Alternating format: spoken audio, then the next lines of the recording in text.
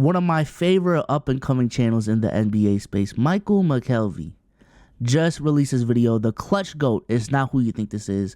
I believe he's trying to analyze who the clutchest player in the NBA is of all time. And I would love to see his argument. Shout out to Michael McKelvey. Links will be in the description. It is the single most debated basketball topic ever. That's the biggest clutch gene. With the game on the line. And the best clutch money player. Fate of the universe on the line, or the Martians have the death beam pointed at Earth. You better hit it. Commence primary ignition. Did he do this?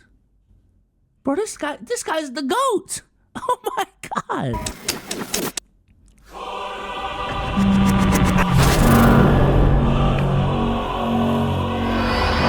No way he did this for an NBA. Nah, bro, he's up in the standards.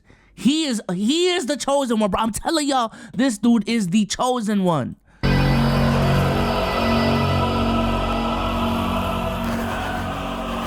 Who is the most clutch player of all time?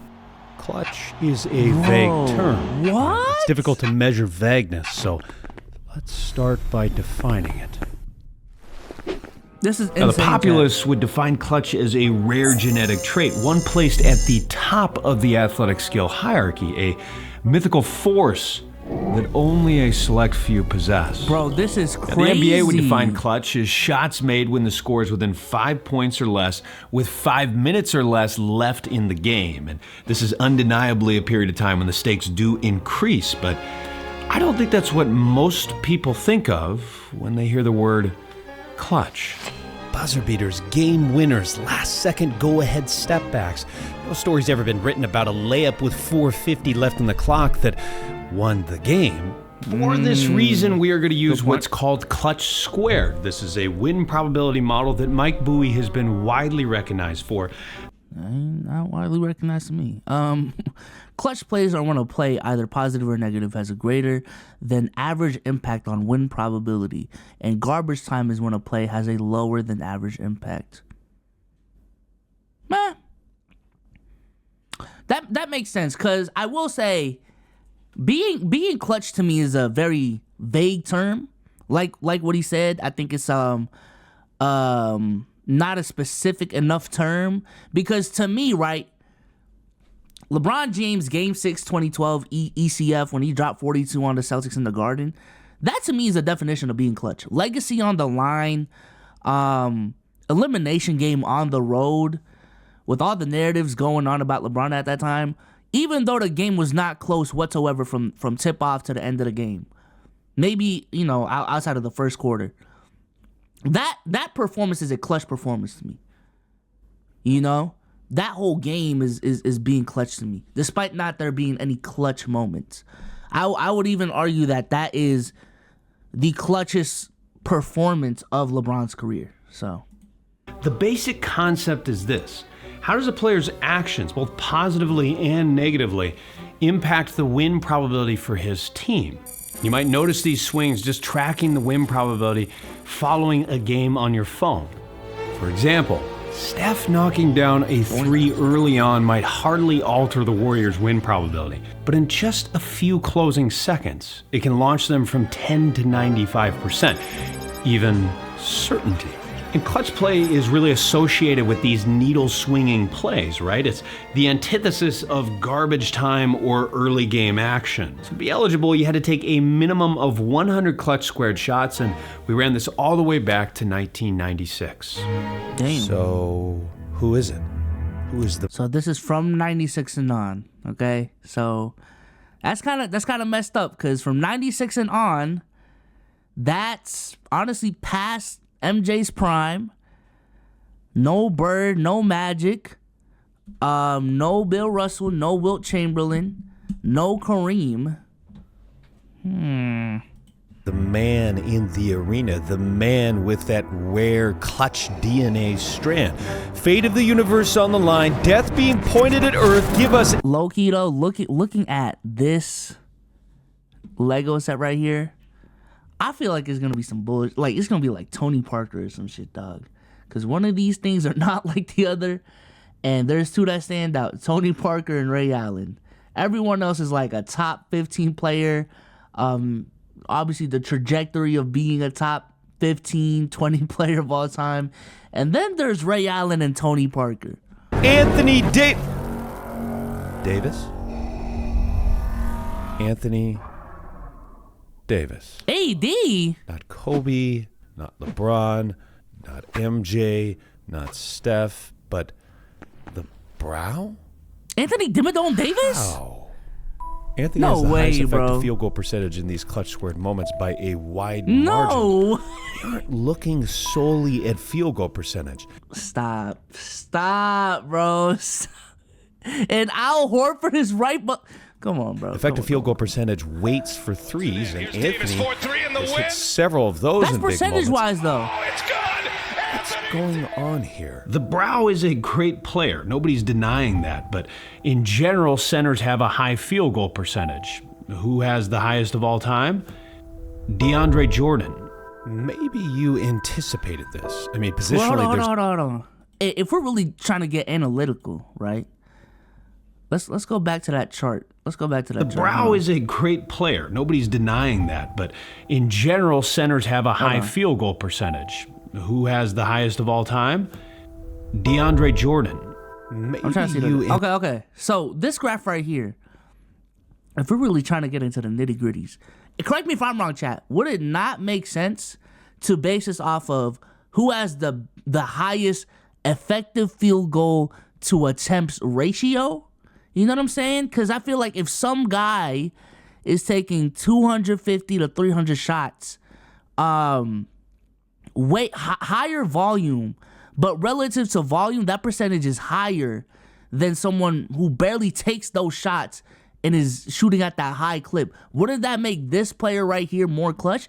Essentially what I'm saying is relative true shooting percentage, but with this graph right here. To my nerds out there, wouldn't that make sense? And we still got 15 minutes left, so there's a lot more video left. I don't think it ends here, but yeah, that's just where I'm at right now. Anticipated this. I mean, positionally, there's a clear trend. It's Anthony because Anthony is closer to the rim, but Anthony doesn't have this high of an effective field goal percentage over his career. His career average is worse than guys like Steph, LeBron, and many other shorter players on this graph. So again, what's going on here? So the further right that we go with this, the more we find guards. And there's a reason for this. Post plays take a little longer to develop. They might be hard to execute if you just have a few seconds left in the game. As dominant as Shaq was, you might not be able to just get him the ball and have him go create in the waning moments. Guards are attempting far more of these shots. Right. In fact, if we look at the top 20 in terms of attempts, only 2 were post players. KG Look at that boy, Kobe. and Dirk. And the most voluminous. Yeah.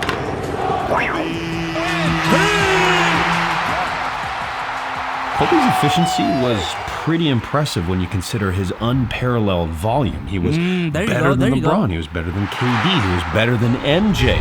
The man with the ultimate green line. Finally, a stat that backs up Kobe being clutcher than these frauds. Finally. Get him! Kobe! Was pretty good in these late game situations. Kobe was great, but not as dangerous as Dame. Dame checked in at 48.2. Where are the playoffs in this?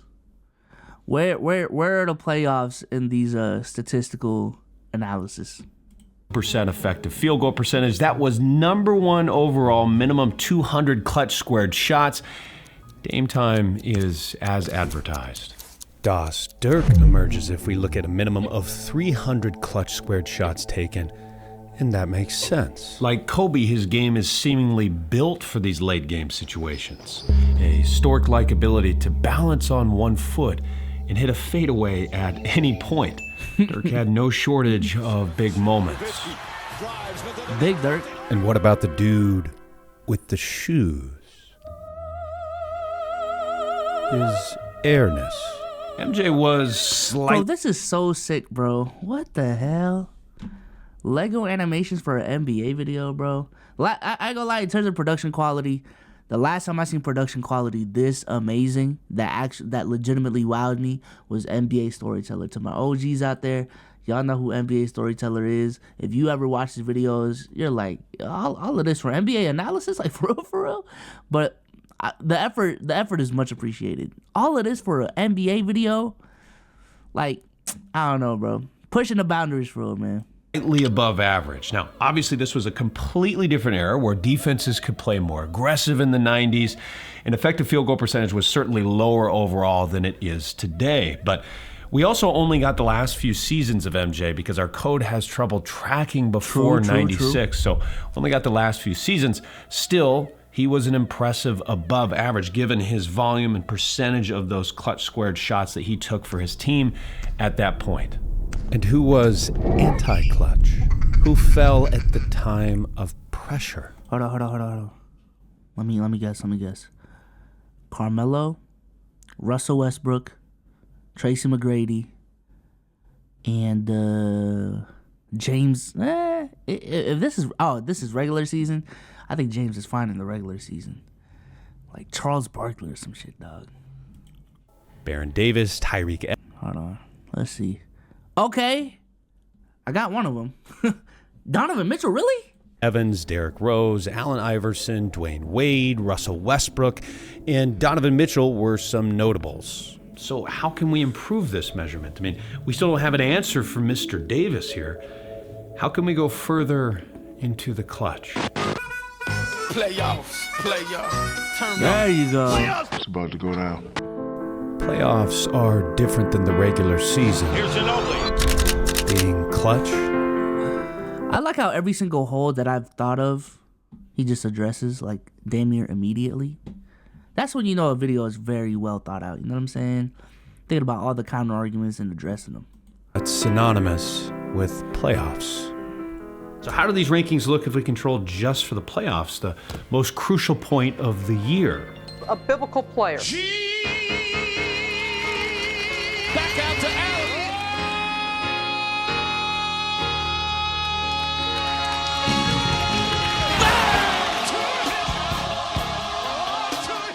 Ray Allen has been a I'm literal about to be honest. savior in clutch moments. The second coming lived up to his stage name. Jesus. Shooting an absurd 68.97% in clutch playoff moments. Hallelujah, Jesus. Hallelujah. Who's closer to earth? McKee gets it in the middle for the win. Miller time. Second overall. Yeah, you can dance, Reggie. Playoff Jimmy used to be, as we know him, highly effective in the clutch. Mike Bibby, phenomenal. Back to Bibby. Has the open shot. LeBron, slightly above average. Lillard, above average. KD, average. Below the event horizon, though, oddly, Kobe and MJ. Man, I'm not taking any MJ analysis from this video seriously. For I can't, bro. You literally missed out on the prime of his primeness for this analysis. I can't. Like every time I see MJ in this video, I can't take it seriously. Respectfully. Thinking further into the dark side, James Harden. Oh.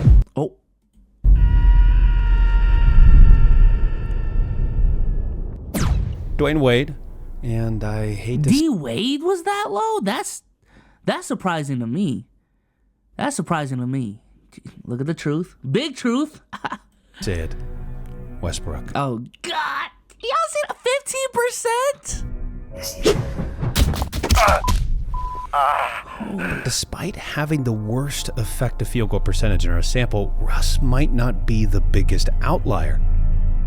Checking in, the greatest shooter of all time? Oh, no. Fraud alert, fraud alert. Curry? Fraud alert. Steph carries a measly 27% effective field goal percentage in clutch squared playoffs. Is this your king? Oh, shit. And if we control a little further, Curry is a staggering 0 for 14 in go-ahead playoff shots. The man with a laser-guided freaking shooting system attached to his right shoulder has been horrendous in the playoff clutch. one shouldn't discount the significance of this. Steph has performed terribly. But you know what? I think when it comes to this is why I said, like, this assessment of what clutch is, I think is doing a guy like Steph Curry not enough justice, because I can name you a decent amount of clutch Steph Curry moments, right? 2016, when he came back from his injury, dropped 41 on the road in OT, 17 in OT. Like, that was a crazy game. The game where he dropped 36 in the second half. I think the game he dropped 50 in the finals, even though he lost, that's a clutch performance to me. You know what I'm saying? Game 4, in the entirety of Game 4 versus the Celtics. You can even make a case for one of Game 5 or Game 6, right? Let's see. What else? I feel like I'm blanking. 2015. What happened in 2015? 2015 in the finals. Wasn't there one game where he dropped like 36? Like he has a decent amount of clutch playoff performances. In terms of, the pressure is on Steph, show the fuck up. He's done that. But in terms of hitting these specific shots for this specific analysis of what clutch means, I think this is doing Steph Curry a disjustice. Playoff situations, but he has 4 rings. That is a testament to the supporting cast in the Bay Area. This poor shooting's been addressed in the media before. Fate of the universe on the line, or the Martians have the death beam pointed at Earth. You better hit it. I want Iguodala. But there's something incredibly short-sighted here that Max is skipping over. Something that might also help explain Anthony Davis. I spoke with Seth Partnow about this, who's a former Bucks analyst and currently writes at The Athletic. Consider the following. Steph has taken 45 playoff clutch squared shots in our sample. He's made 12.5 effectively. Keep in mind, a 3 is worth 1.5, a 2 is worth 1 here. Right. Had he made just 4 more threes, he would be average among these stars. And better than Kobe. Damn. Had he made 7 more threes, he would be elite in these playoff clutch squared moments. But at this point, I'm kind of doubting this whole formula, because if he just made 4 threes within clutch situations in a vacuum,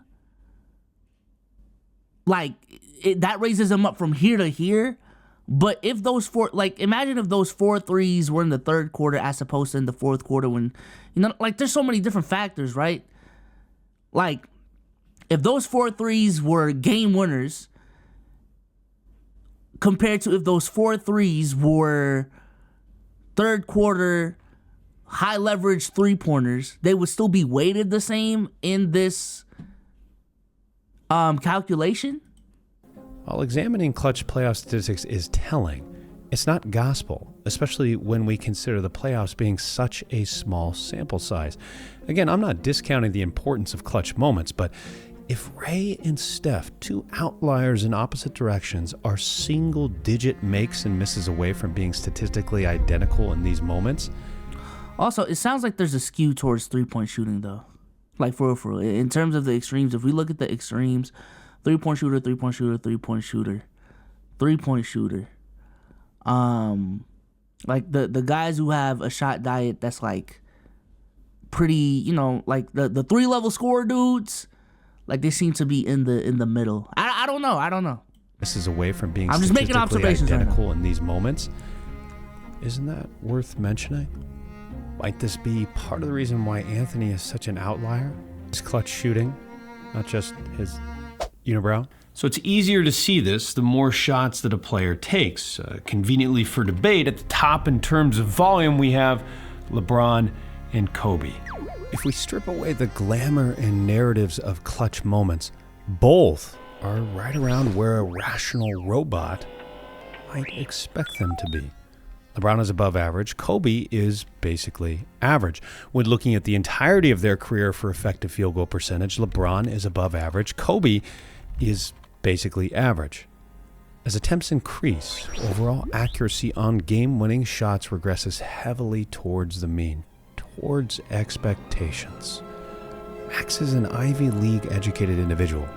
Imagining an ether where he doesn't know what small sample sizes are is difficult to comprehend. Calling for Iguodala over Curry borders on science fiction. Unfortunately, there is a clear benefit in today's world to sensationalizing absolutist takes. LeBron James was not born with a clutch gene. LeBron's another example. LeBron's not going to win the A championship. period of time where fans and analysts were having a field day with his late game play. He don't know how to win. Many oddly still do.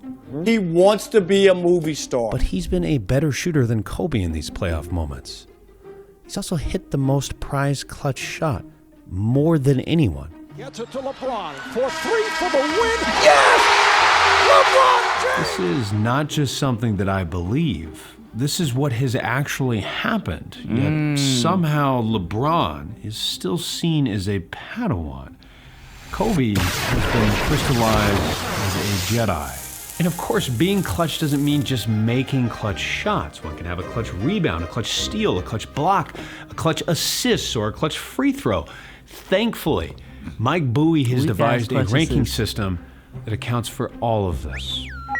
This win probability added model takes into account the varying degrees of importance of different numbers in a data set. I'm gonna tell you right now. Again, all respect to dudes doing this type of analysis, but this is this is why I personally stopped, bro. Hey, again, shout out to everyone doing this type of analysis, but it got to a point where, like, damn, what happened to just watching the game and enjoying it? Not to say that these guys don't enjoy it, but geez, man, like I didn't do all of this to become a mathematician, you know? Sometimes it is just better to enjoy the game for what it is. Again, I'm not trying to diss motherfuckers that do this, but that's just me and why I, took a step back from the analysis game, and I'm just trying to enjoy watching basketball and getting my takes off that way.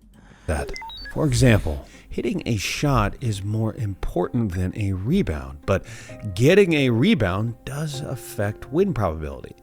When Giannis pulled off this spectacular block late in the fourth, the Bucks' win probability jumped by 13%. By all accounts, this was a clutch moment. Right. So, when running this more holistic clutch tracker, who do we find? If we scroll all the way to the top here, we find Chris Paul. Kind of surprising, but not to me. Wait a second. That's LeBron. That's everybody else. That's insane.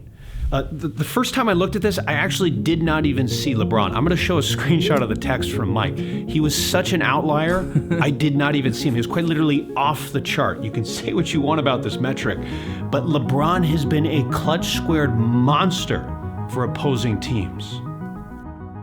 Now, this is cumulative, and obviously LeBron has played more playoff games than anyone since 2005, which is as far back as our tracking data can go. So I wanted to run this for averages for a more fair... Talk about a role player that never gets discussed enough. Derek Fisher, man.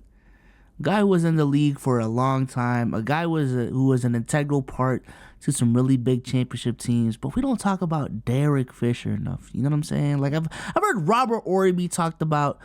I've heard... different role players be talked about, but Derek Fisher just kind of gets shoved under the rug, man. I don't know. Comparison, minimum 30 playoff games, clutch moments, and right at the top, we see LeBron again. Roughly. There you go, Jokic, man.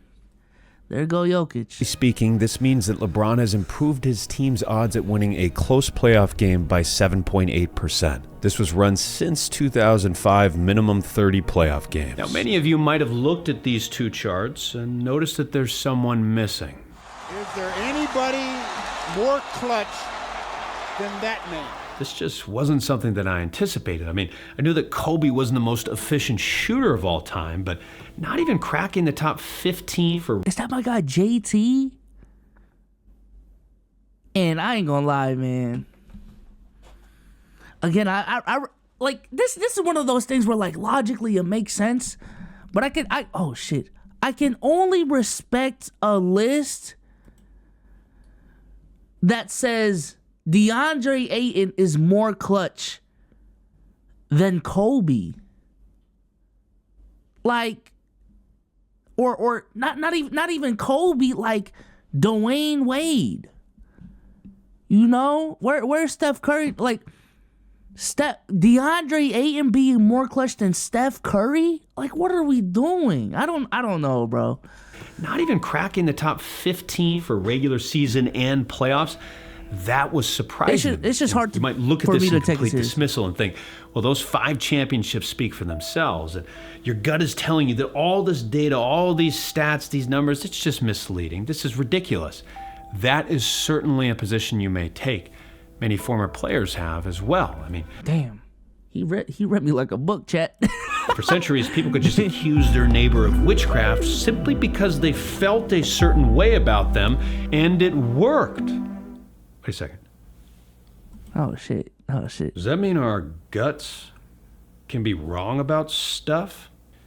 Kobe made the most clutch shots, but he also attempted the most clutch shots by far. And maybe that's why I thought he'd rank higher, just the sheer volume, all these crazy shots he's made over the years. But there's something we can learn from this, not just about Kobe, but about these late game clutch situations in general.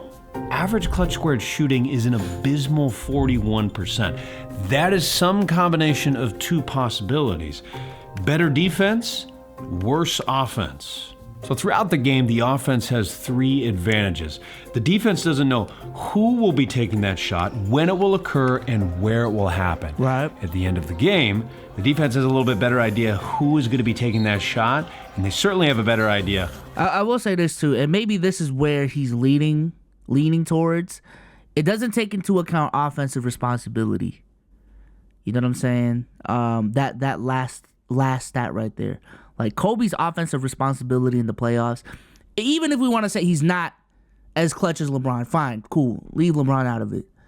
His offensive responsibility compared to Rudy Gobert, compared to DeAndre Ayton, and I'm trying to look at it real quick where he lied in that ranking compared to, let's see, Anthony Davis, even compared to Brook Lopez, hell, compared to Jason Tatum. Like Kobe had way more offensive responsibility than those dudes. When it will happen. Take a look at this pivotal finals play.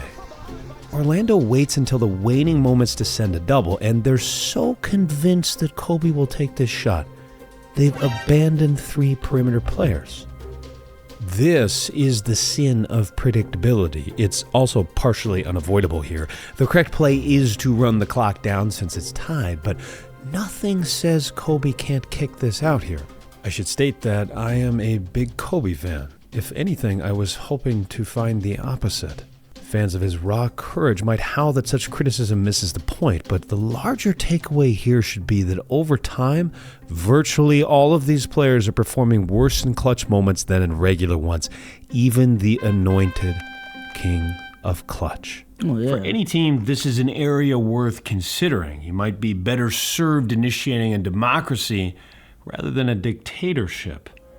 Stars may appear to be supernatural, but if given enough volume, they're pretty much themselves. From the stands, big clutch is magic. It's a force that we can all witness, but only a select few can experience. Daydreams on the blacktop or late at night, even just walking to the laundry room. A superlative moment between what could be and what is. But this clock and this hero thought is misleading. Certain players may appear to levitate, and that orange sphere may carry more than 8 psi at certain Man, that boy nice. Now let me moments, but this is only due to the seemingly uneventful plays that preceded. Hey, Mike. Plays that we surely take for granted. Michael, you ready to get in there? Clutch isn't some rare DNA strand reserved for a chosen few. Clutch is the appreciation of the unseen timer. That is the magic. It's a force that any of us can harness. I think it's just unfortunate that this whole video was based off of post-1996 data. Now, I understand it because he's trying to be as accurate as possible with the algorithm that he's trying to use. But when you're trying to make a video about who's the clutchest player of all time and Magic. Really, Michael Jordan wasn't included in that. Larry Bird wasn't in that discussion. Kareem wasn't in that discussion. I would love to see Bill and Wilt would be in this discussion as well. Hell, even a guy like Jerry West, right? All the stories about him being clutch. I would love to see what that is. But there's a couple of things that are pretty consistent with this video. Number one, LeBron is the clutchest player in the last 30 years. Easy. All the data points to it. You can even talk about moments. You can even, if we're just basing off of game winners, he got that too. LeBron is the clutchest player in the last 30 years, which is crazy considering the fact that, like you said, even to this day, but it was too long ago, but he started his career off as a dude who was viewed as a choker, the frozen one. A guy who couldn't get the job done in the fourth quarter because it's LeBron James, Conversely, the guy who has been the most known for being clutch is average at best. I don't know. Average at best. I've just come to the conclusion that with Kobe, man, hey man, just let your biases win over when it comes to the Kobe discussion. If Kobe's your guy, Kobe's your guy. But just acknowledge that you're biased in that, and just leave it at that, bro. And then aside from that, the Steph Curry discussion, I don't know, man. I think all the lists skewed a little bit too much in terms of just specific shots being made, and I wish he dove into clutch games. What it really a broader definition of what it means to be clutch. Because again, I really do think clutch games exist, and that wasn't accounted for in any of the data that he showed.